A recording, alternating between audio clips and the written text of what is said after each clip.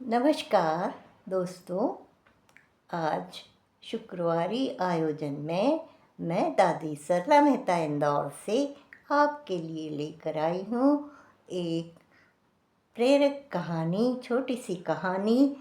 और ये कहानी है कि महिलाएं वैसे भी कहते हैं ना, देवी की अष्टभुजाएं होती है। जो दुर्गा होती है, नौ दुर्गा होती है, उनकी अष्टभुजाधारी कहते हैं।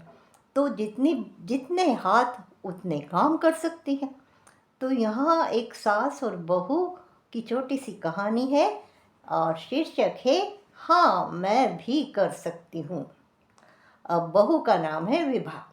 यूँ तो विभा का कॉलेज में लेक्चररशिप के लिए चयन हो चुका है, किंतु विवाह के पश्चात उसका मुख्य लक्ष्य था कि वह एक आज्ञाकारी बहू, आदर्श पत्नी और कर्तव्यशीला ममतामयी माँ बने।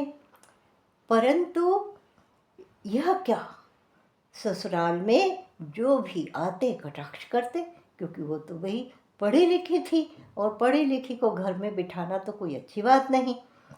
और सब ताने मारने लगते, भाई बहू ने चूल्हा फूंकने के लिए इतनी पढ़ाई में सर नहीं खपाया है। सासू माँ भी चाहती थी कि बहू अपनी शिक्षा का सदुपयोग करे। अब उसी दौरान नवरात्रि के दिन आ जाते हैं, तो सासू माँ मौके पे चौका लगाना कहाँ चूकती भला। तो वो अपनी बहू विभा को देवी माँ और उनकी असीम शक्तियों की कथा सुनाने लगी। भाई देख बेटियां, 9 देवियां विभिन्न शक्तियों की प्रतीक है। काली माँ दुष्टों का सामना कर सकती है, दुर्गा दुर्गुणों का नाश करती है, गायत्री में परखने की शक्ति है, सरस्वती तो निर्णय की देवी है, और संतोषी माता तो धैर्य की, जगदम्बा जगत की पालनहारी है, लक्ष्मी मैया धन संपदा से सहयोग करने वाली तथा माँ अन्नपूर्णा अन्न प्रदान करने वाली अन्नदात्री हैं। अब विभा कथा सुनकर सासू माँ से को वचन देती है, हाँ जी माँ, देवी माँ का सांसारिक रूप तो नारी ही है। हर नारी अपने आप में एक देवी स्वरूपा है, तो हर महिला में देवी माँ की सारी शक्तियाँ भी समाई हुई है। और आपने तो सचमुच देवी माँ की शक्तियाँ याद दिलाकर मेरी आंखें ही खोल दी।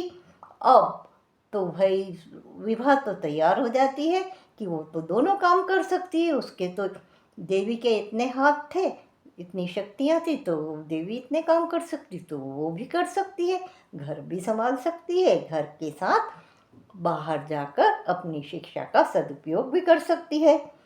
तो सोने के पूर्व विभा अपने सारे जो भी उसके शैक्षणिक प्रमाण पत्र थे उनकी सारी फाइल व्यवस्थित करती है और वह ठान लेती है कि सुबह माँ जी से आशीर्वाद लेकर अपनी दूसरी कर्मस्थली पर वो अवश्य रवाना होगी, क्योंकि उसको अब अपनी शक्तियों का एहसास हो गया है।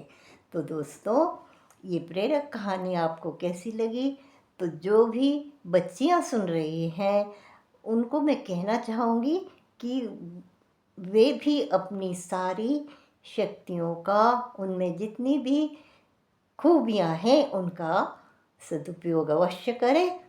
तो दोस्तों, आपको मेरी कहानी कैसी लगी? अगर अच्छी लगी हो तो लाइक करिए, कमेंट करिए और शेयर भी करिएगा। और हाँ, हमारे साहित्य चैनल टीवी को सब्सक्राइब करना नहीं भूलें। धन्यवाद।